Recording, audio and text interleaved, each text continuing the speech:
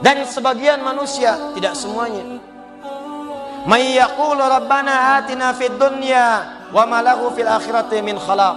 Ada yang berkomitmen langsung berkata kepada Allah, ya Allah, akhirat mah gimana nanti aja, sekarang kami urusannya dunia saja. Kalau bahasa bebasnya, ada manusia yang hidupnya hanya fokus pada urusan dunia dan tidak pernah berpikir tentang akhirat. Kalau Allah katakan demikian, itu pasti akan terjadi.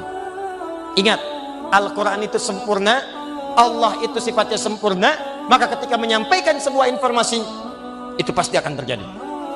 Kata Allah, ada orang-orang yang peta hidupnya itu hanya dunia saja. Yang penting dunia kaya, yang penting dunia bahagia, yang penting dunia nikmat. Akhirat masih jauh, gak usah dipikirin. Ini golongan pertama. Saya tanya pada Anda, ada yang hidupnya tiap hari kerja saja? Ada. Ada yang tiap hari hidupnya foya-foya saja? Ada.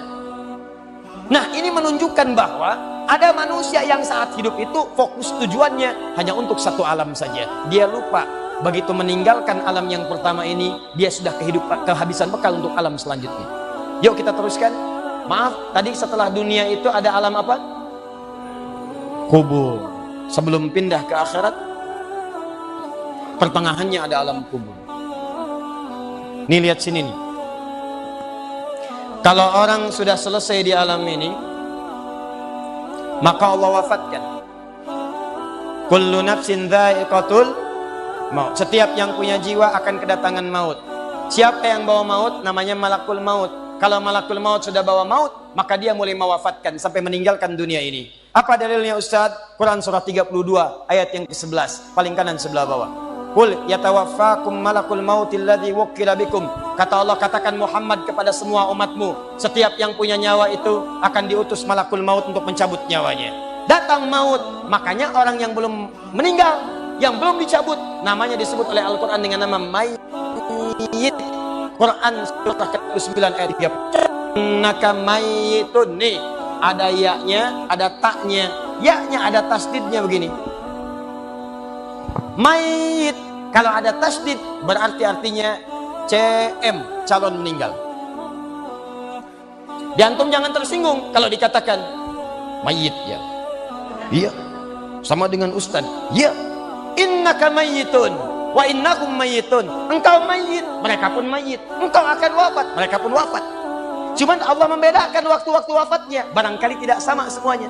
Bisa antum duluan, saya belakangan, mungkin. Atau mungkin juga ditukar, jangan salah, bisa ditukar. Saya belakangan, antum duluan, bisa. Gak ada bedanya Ustadz. Ya sudah, saya duluan, bisa setelah antum.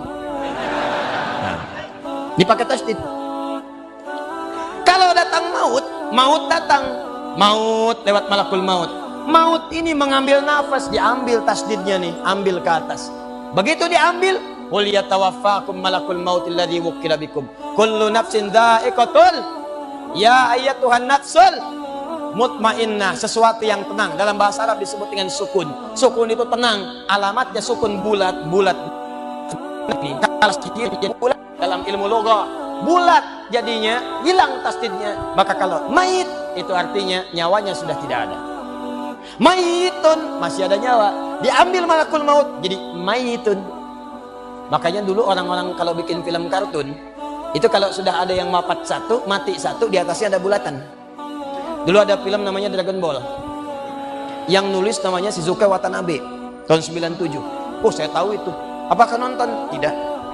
Cuman saya baca ada Son Goku, musuhnya Piccolo, Kamehameha, habis ya. Ah, begitu kena dalamnya ada bulatan. Saya baca, cuman saya nggak senang kalau nonton-nonton yang tidak jelas. Ya bola saya baca. Ya kemarin Chelsea digulung habis sama Manchester City 6-0, hafal saya. Sergio Aguero 3 gol. Ya, Manchester United kalah 2-0 sama PSG saya tahu. Padahal Neymarnya cedera, Cavani cedera, saya tahu.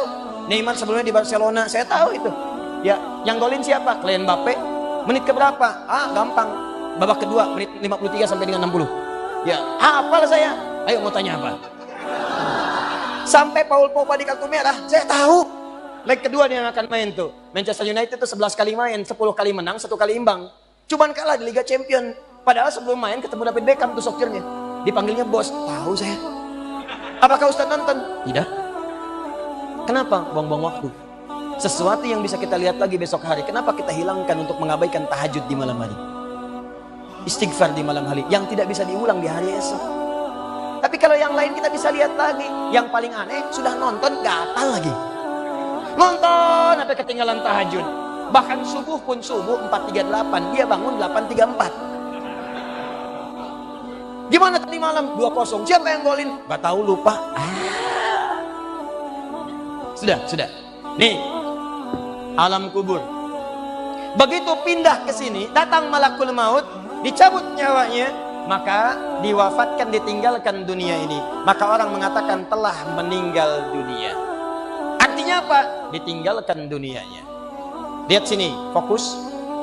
Karena alam kubur beda sifatnya dengan dunia, lain tempatnya, lain keadaannya, maka lain pula bekalnya. Jangankan alam kubur, beda tempat di dunia saja sudah beda keadaannya. Anda orang Indonesia ingin datang ke Malaysia, kalau bekalnya tidak ada Anda bawa, tidak akan mungkin Anda bisa masuk. Apa di antara bekalnya? Ada paspor yang mesti distempel begitu masuk imigrasi. Pergi lebih jauh lagi, misalnya saya pengen ke Australia, maka Anda harus ngajukan untuk mendapatkan visa. Lebih jauh ke Amerika, visanya bisa lebih sulit lagi. Maka bagaimana dengan alam kubur yang sifat keadaannya beda dengan dunia? Makanya bekalnya pun tidak akan sama. Jadi kalau Anda cuma mengumpulkan bekal dunia, maka semua bekal itu akan ditinggalkan saat di dunia. Maka orang mengatakan meninggal dunia, maksudnya meninggalkan dunia dengan semua bekalnya. Nih, maaf ya, jam dunia, baju dunia, handphone dunia, gelas dunia.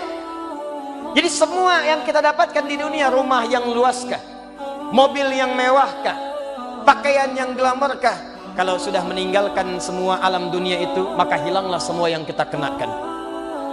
Habis semua kita tinggalkan. Walaupun Anda koleksi yang bagus-bagus, tetap tidak akan pernah dibawa. Jangankan Anda, yang mengantarkan saja tidak akan menyertakan. Silahkan cek. Anda punya koleksi mobil paling bagus, apakah saat wafat dikuburkan dengan mobilnya? Tidak. Anda punya handphone paling mewah, kenangan tingkat tinggi. Di handphone itu suka dipakai bikin status tentang hadis, tentang ayat, tentang tafsir. Tiba-tiba ketika akan wafat, Anda wasiat kepada istri Anda tercinta. Mama, ini handphone kesayangan Papa, handphone bekal ibadah. Tolong kalau meninggal, kuburkan dengan handphonenya. Kalau Mama kangen, di sekolah aja. Mustahil. Tuh air, mereknya Bengkulu Fillah. Nikmat di dunia, tapi apakah ketika masuk ke alam kubur dibawa? Tidak. Selesai. Maka bagian pertama, Anda mesti sadar, ini yang mau saya sampaikan. Dan dari sini, saya akan lebih fokus kepada apa yang ingin saya sampaikan. Kita mesti sadar teman-teman sekalian, pertama kata Allah kita akan wafat. Antum akan meninggal. Wafat. Wafat. Wafat. Wafat. Jadi antum kalau melihat di cermin tuh, ngaca dulu, ngaca, tunjuk wajah antum, wafat. Kamu akan wafat. Ketika Anda sadar Anda akan wafat, meninggalkan dunia ini, maka Anda mesti paham, udah punya bekal belum untuk pulang? Udah punya persiapan belum? Jangan-jangan Anda sibuk menyalakan rumah dunia Anda. Begitu padam listriknya, sibuk telepon PLN, telepon ini, telepon itu. Masuk ke alam kubur nggak ada cahaya, mau PLN mana yang dihubungi? PLN yang datang malaikat mungkar. Man rabbuka? Siapa Tuhanmu? Siapa nabimu? Apa kitabmu? PLN. Gelap, gelap, dan gelap. Karena itu orang-orang yang tidak siap dengan kehidupan berikutnya, maka mohon maaf, dia akan merasa ketakutan ketika meninggalkan dunia ini. Bahkan ada yang saking takutnya, malaikat langsung bergerak untuk memaksa dia cepat meninggalkan tubuh dunianya. Muncul Quran surah ke-8 ayat ke-50. Kata malaikat, akhriju anfusakum. Kamu ini susah banget pulangnya, maka dipukulin oleh malaikat. Pukul, pukul, pukul, pukul. Maka orang itu merasa ketakutan. Ada yang merasa dia merasa tidak punya bekal untuk pulang kepada alam berikutnya. Teman-teman, karena alam kubur itu bekal yang bukan bekal dunia, maka Anda tidak akan pernah bisa membawa cahaya dunia ke alam kubur. Maka saya ajak Anda pada malam hari ini, coba ayo kita berubah. Tolong pikir baik-baik, tidak akan ada yang abadi. dan besok pun belum tentu hidup. Demi Allah saya katakan, Allah bisa mewafatkan kita pada malam hari ini. Saya cuma mau tanya sebentar aja merenungkan. Tolong tanya pertanyaan saya ini, tanyakan pada diri Anda sebelum tidur. Kalau Allah wafatkan Anda pada malam ini, sudah siapkan Anda dengan bekal pulang Anda kepada Allah? Karena itu hukum mengatakan orang yang tidak punya bekal maka dia tidak siap untuk mudik. Tuh lihat Ramadan tuh. Ntar sebentar lagi, tersisa tinggal 2-3 bulan ke depan datang bulan Ramadan. Begitu di ujung Ramadan, orang semua siap-siap mudik. Demi Allah saya katakan, saya pernah mengadakan survei kecil-kecilan. Saya tanyakan pada sementara orang yang tidak mudik. Saya tanya, kenapa nggak mudik? Ustadz, nggak ada bekal. Dunia saja tidak punya bekal, malu mudik. Tidak punya bekal, susah mudik. Tapi yang punya bekal, oh dia nyari sebanyak-banyaknya. Begitu sebelum berangkat, tiba waktunya raya, dia siapkan. Bahkan ada yang kemudian mencari motor terbaik. Motornya Honda bebek, bekalnya singa. Motornya bebek, bekalnya singa. Karena bekalnya lebih banyak dibandingkan dengan sifat kendaraannya. Kendaraan kecil, motornya modifikasi. Tambah lagi pelepah pisang. Tambah lagi dus satu. Tambah belakang yang lain lagi. Numpuk semua di belakangnya. Dituliskan kemudian tulisan, aku pulang sayang, jemput ya. Masya Allah. Luar biasa. Kenapa? Karena tahu dia punya bekal untuk pulang. Dan yang dikunjungi pun dihubungi terlebih dahulu. Aku mau pulang. Maka yang di sana menyiapkan segala perlengkapan untuk menyambut yang pulang. Silahkan cek. Begitu tahu akan ada yang pulang mudik, maka rumah dicet. Makanan diada-adakan. Semua dimunculkan. Bahkan yang tidak ada pun menjadi ada. Cuma setahun sekali. Luarnya kongwan, dalamnya rangginang. Idul Fitri.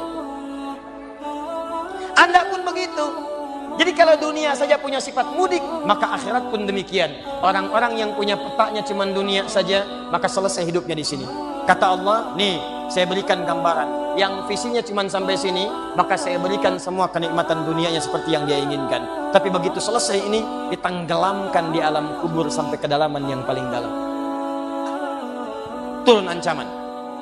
Allah tidak menginginkan semua manusia larut di sini. Tapi kata Allah, saya tidak maksa. Nih saya berikan gambaran kepada Anda.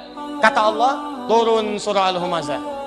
Wailul likulli humazatin alladzi jama'a malahu yahsabu anna malahu akhlada. Kata Allah, hei yang terlampau sibuk dengan dunia. Suaminya sibuk cari harta, hitung lagi, hitung lagi, hitung lagi. Istrinya sibuk kumpul-kumpul dengan sesamanya, cuma membicarakan harta suami. Sosialita yang senang dengan kumpul-kumpul saja, tidak ada manfaatnya, cuman ngobrol, cuman gibah, cuma macam-macam. Makanya ketika menyebutkan kalimat saling celah, saling ngobrol, menggunakan tak marbutah. Tak marbutah menunjuk pada perempuan. Wailul likulli humazatin lumazah, pakai tak, sedangkan tak sifat menunjuk pada perempuan. Muslim laki-laki, kalau ingin jadikan perempuan tambah tak di ujungnya. Muslimah. Mukmin laki-laki, perempuan mukminah. Soim laki-laki, perempuan, wah itu dia. Humazah sifat perempuan, celah, gibah, bicarakan sesuatu yang tidak penting. Maaf bu ya, laki-laki juga ada. Lam. Banyak kan rijalun, tidak berubah, akar katanya sama, rajim lam. Seperti rijlun, apa arti? Sesuatu yang kokoh, kuat, berwibawa, mantap. Punya tenaga. Makanya tanda-tanda laki-laki pun beda. Punya kumis. Laki-laki berkumis, perempuan tidak. Punya wibawa, punya kata-kata yang kuat. Makanya kalau ada laki-laki suaranya sedikit gemulai saja, itu akan kehilangan sifat wibawanya. Nama siapa? Nia. Nama? Nia. Nama lengkap? Kurniadi. Hilang. Karena itu di semua kitab fikih, maka dilarang laki-laki yang ke perempuan-perempuanan mencemam. Karena suaranya bisa masak. Allahu Akbar. Assalamualaikum warahmatullahi wabarakatuh. Waalaikumsalam warahmatullahi wabarakatuh. Ubar orang. Paham?